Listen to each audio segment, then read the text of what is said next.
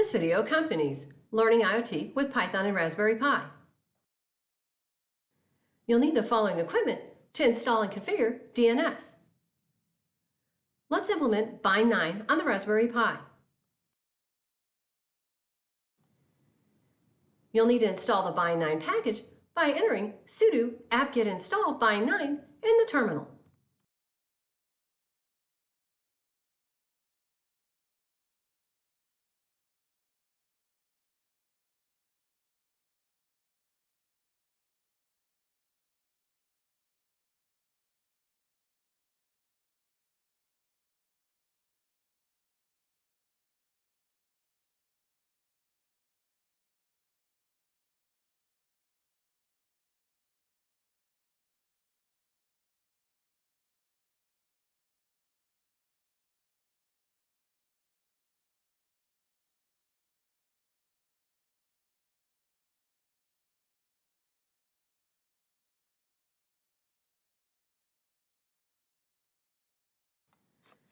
You'll also need to install DNS utils.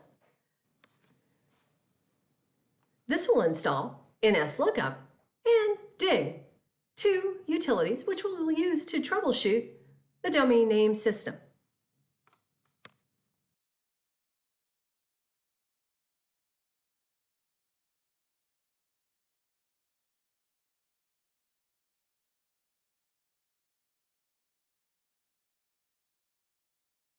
Type in ifconfig to see the network configuration settings for your network interface cards. The IP address is 192.168.0.129 and the network mask is 255.255.255.0. The IP address on your Raspberry Pi may be different. Let's also review the IP routing information. Enter IP route. You'll see that the default via 192.168.0.1 indicates the default gateway for IP addresses which are not on the local subnet, which is 192.168.0.0. The /24 indicates the default subnet mask. Let's next make a copy of the etc/dhcp cd.conf file because we want to actually configure our WLAN 0, our wireless NIC, to have a static IP address. We're going to create a backup of this configuration file in case we make a mistake when we're editing the file. Let's now edit that file by using the Nano editor.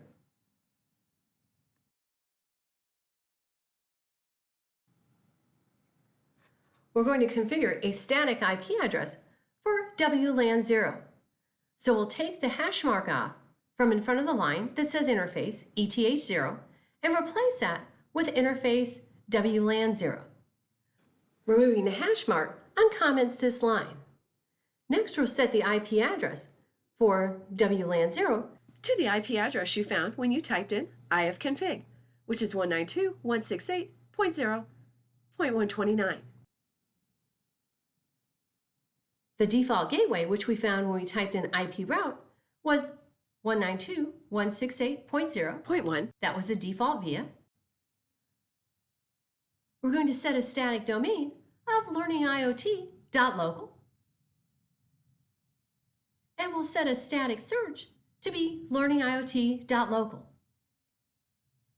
This domain will not be accessible on the internet.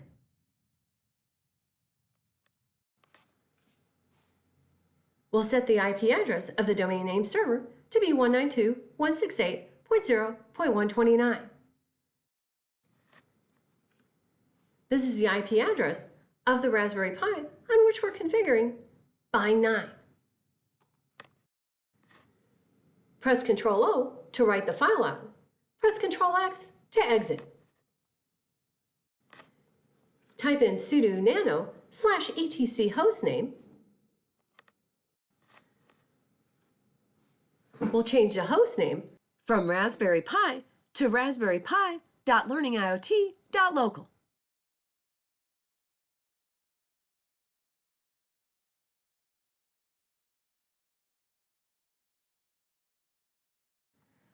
Press Ctrl-O to write out. Press Ctrl-X to exit.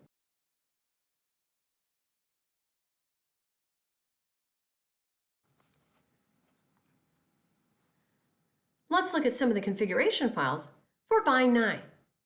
Type in ls/etc bind.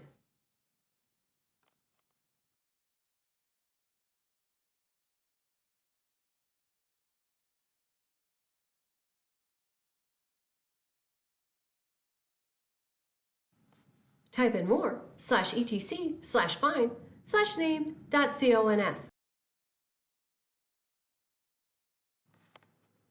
Two files which we're going to edit are the name.conf.options file and the name.conf.local file. Let's change the directory to etc bind by using cd/etc/bind. Let's look at the file that's the name.conf.default-zones.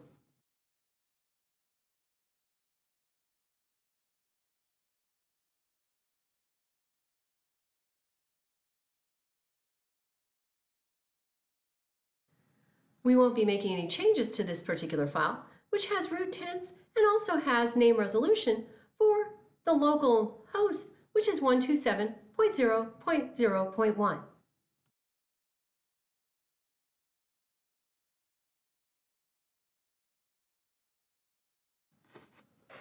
Since we're going to be making changes to named.config.options, we'll make a backup copy of that file as well by doing sudo cp name.conf.options to name.conf.options.bak.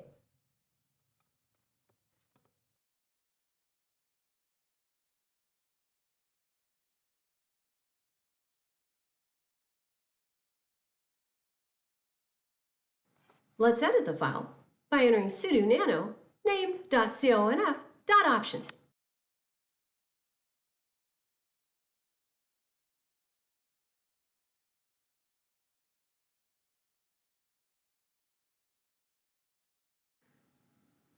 First off, we're going to comment out the line that says directory and in double quotes var/cache/bind, and instead we're going to put in directory double quotes /etc/bind double quote semicolon. This is because we're not a caching only name server. We're also going to enable recursion so that we can basically walk the tree until we find an authoritative name server. We're going to allow queries from the local host, which is 127.0.0.1, and from any hosts that are on the local subnet, which is 192.168.0.0/24. Be careful when you input this information. You do need to follow the IP address 127.0.0.1 with a semicolon. We'll also allow queries from the subnet 192.168.0.0/24. That will be followed by a semicolon, and the closed curly bracket will also be followed by a semicolon.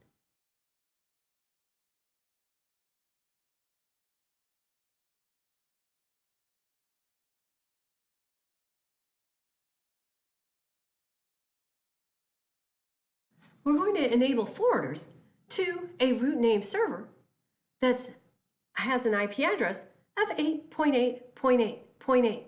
So we'll remove those two forward slashes in front of the three lines that says forwarders, open curly bracket, type in 8.8.8.8, semicolon, close curly bracket, semicolon. We'll set allow notify to 192.168.0.130, which is going to be our secondary name server, which will have a read-only copy of the DNS database.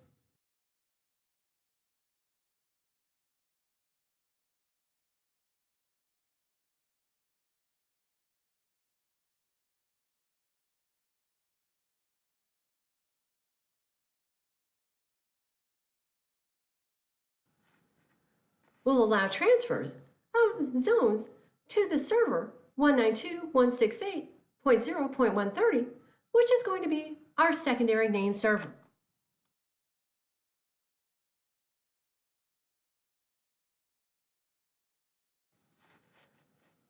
We'll allow update for any of the IP addresses that are on our local network, 192.168.0.0.1, 0.0.0/24. This allows us to implement dynamic DNS where our clients can register their IP addresses and fully qualified domain names with the DNS server.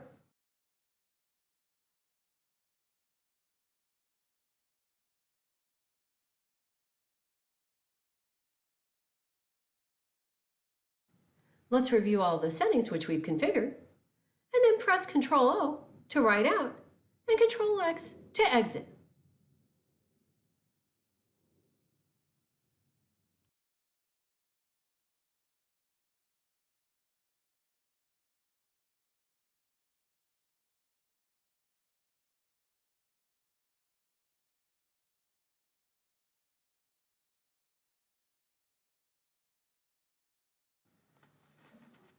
Let's make a backup of the next configuration file we're going to change, which is etc/nsswitch.conf.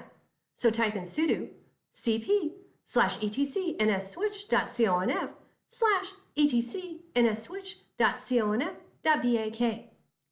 We'll edit the file by typing sudo nano/etc/nsswitch.conf. The nsswitch config file specifies the order in which host names are resolved to IP addresses. We're going to change the order to say look at the files first off, which is the host file in the etc directory, and then look at DNS. If the names can't be found by either one of those methods or the MSDN4 minimal, then we'll return not found. Press Ctrl-O to write out, press Ctrl-X to exit.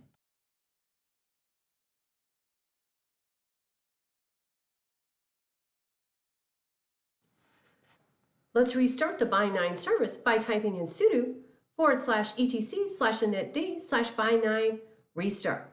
You'll notice that we have failed.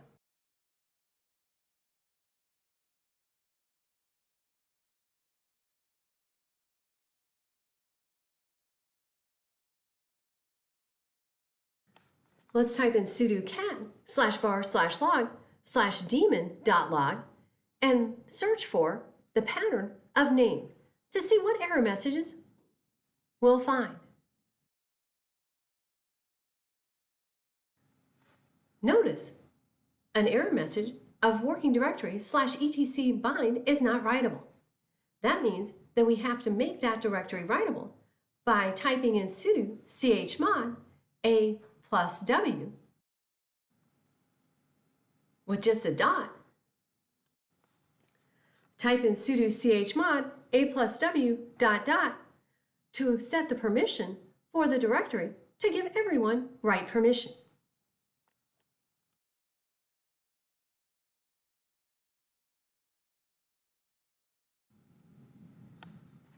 Let's again attempt to restart the Bi9 service by typing in sudo /etc init.d/bi9 /restart, and we'll see now that the Bi9 service is running.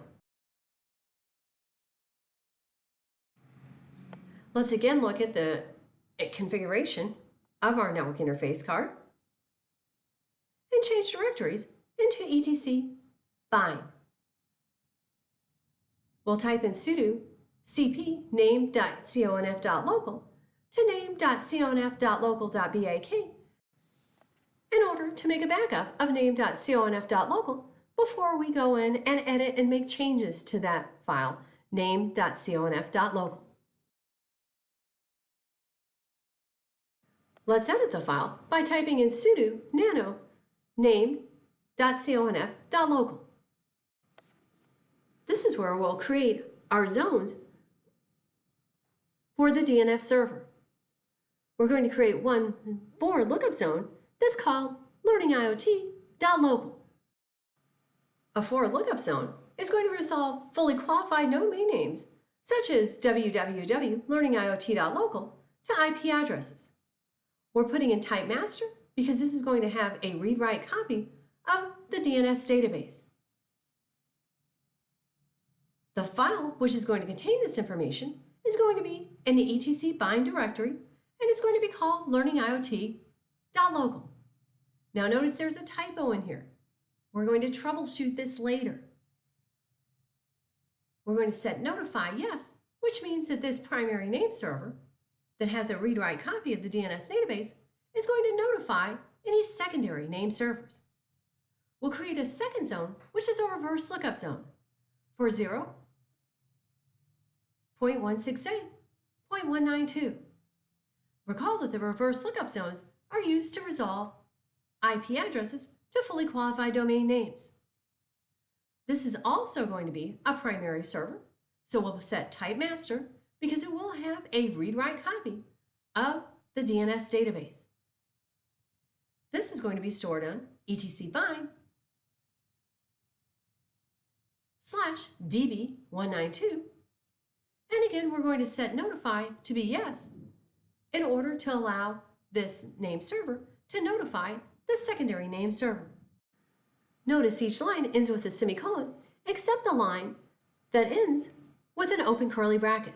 Press Ctrl-O to write out and press Ctrl-X to exit. If you're not already in the etc bind directory, enter cd/etc/bind.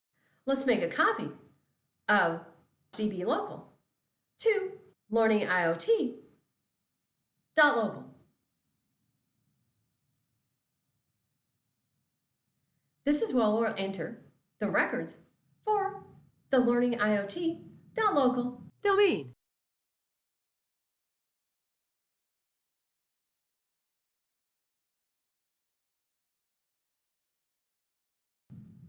We'll edit the file by typing in sudo nano learning IoT.local. The first record that's created is the start of authority record.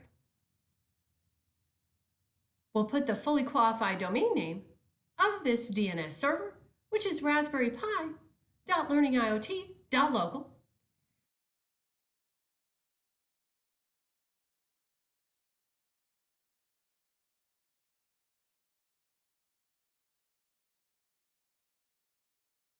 We'll put the administrative contact, which is going to be pi@learning IoT.local.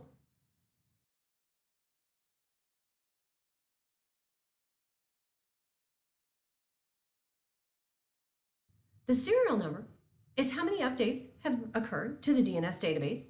The refresh interval is the time in seconds between the time when a zone transfer should occur to a secondary name server. If the secondary name server cannot transfer zones from the primary name server at the refresh interval, it will wait the retry interval in order to contact the primary name server again. The expire interval is basically how long those records on the secondary name server are considered valid if the primary name server cannot be contacted. If a name to IP address needs to be resolved for a domain other than Learning IoT.local, it is possible that the name server for that domain does not have a resource record for the name to be resolved. In that case, a negative response will be returned. The negative cache TTL is how many seconds the negative response will be kept in the local DNS cache. Let's add a name server NS record for the Learning IoT.local domain for the name server Raspberry Pi.learning IoT.local. The period at the end of the name Raspberry Pi.learning IoT.local is required since we have Raspberry Pi, which is the host name, Learning IoT, which is the second level domain, local, which is a top level domain, and the period is the root. We'll add an A record in for Raspberry Pi.learning IoT.local. We'll add in a canonical name, CNAME, of www to Raspberry Pi.learning IoT.local. This will be an alias. I'll add in an A record for printer to map printer.learning IoT.local to 192.168.0.131.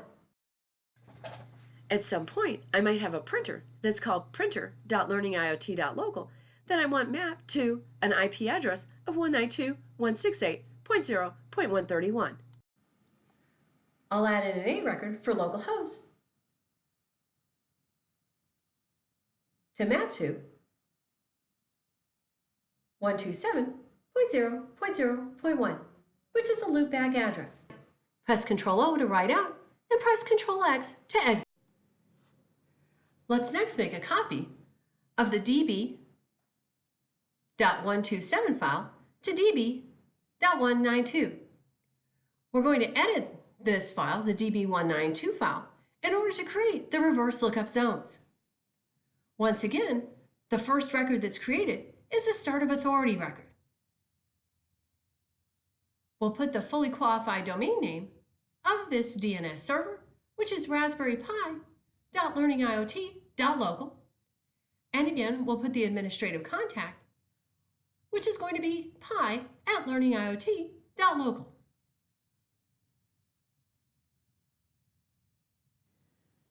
Let's add in a name server record for Raspberry Pi.learningiot.local. This is to indicate that Raspberry Pi.learningiot.local is a domain name server.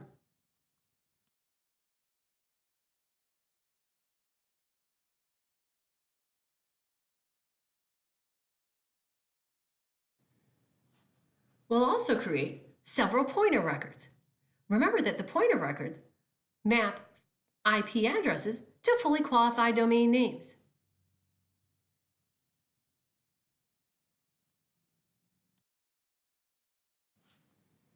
We'll add in pointer records for Raspberry Pi.learningiot.local and for printer.learningiot.local.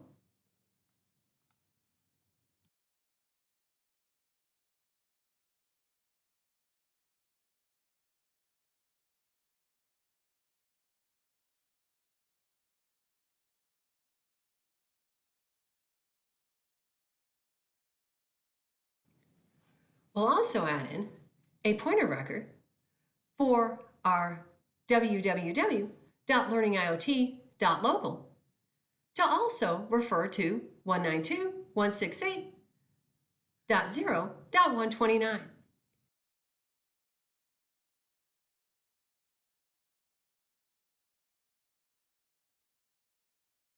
Press Ctrl-O to write out and press Ctrl-X to exit. Let's restart the Bi9 service by typing in sudo /etc/init.d/bi9 and restart.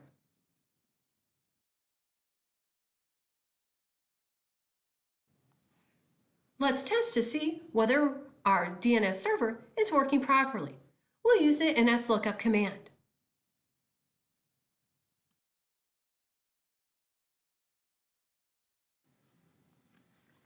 As a default, the server will be the local server, but we're going to actually specify that the server is the 192.168.0.129, and we'll see whether we can resolve Raspberry Pi.learningiot.local to an IP address. We'll see out here we've got a server fail. That means that we need to troubleshoot our DNS server's configuration files.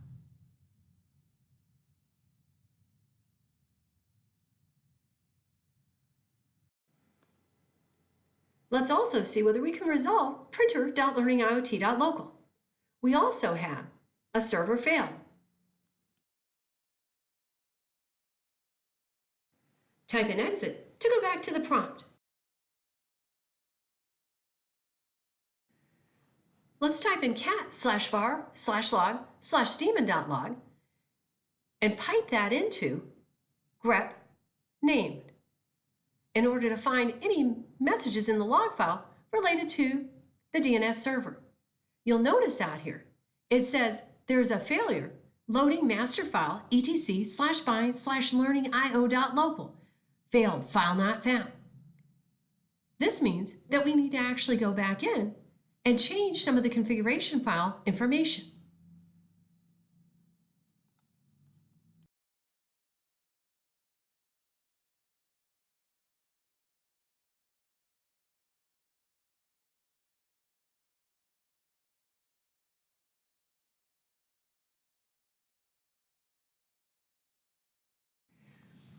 Let's edit the learning IoT.local file. We'll do sudo nano learning IoT.local. If we look in this file, we'll see that there doesn't seem to be any type of problem. Let's look at some of the other files which we edited when we were configuring the DNS server.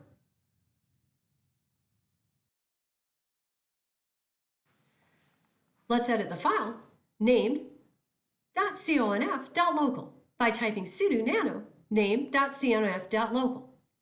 Now if you look in here, notice that our file name was incorrect. We'll change this to be etc/learningiot.local. Press Ctrl-O to write out and Ctrl-X to exit. Let's restart the Bi9 service. Let's again use NSLOOKUP in order to see whether we can resolve our fully qualified domain name to an IP address. We'll type in server 192.168.0.129 to specify our server and see whether we can resolve the name raspberrypi.learning.iot.local to an IP address. And now we can. We're successful, and also for printing.learningiot.local.